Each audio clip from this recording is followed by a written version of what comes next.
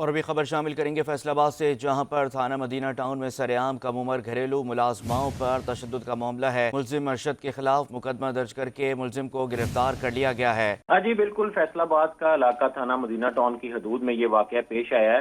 यहाँ पर घरेलू दो मुलाजमीन को जो है वो तशद्दुद का निशाना बनाया गया। मुलजम जो है अरशद है, उसको गिरफ्तार कर लिया पुलिस ने। मुकदमा भी दर्ज कर लिया गया है।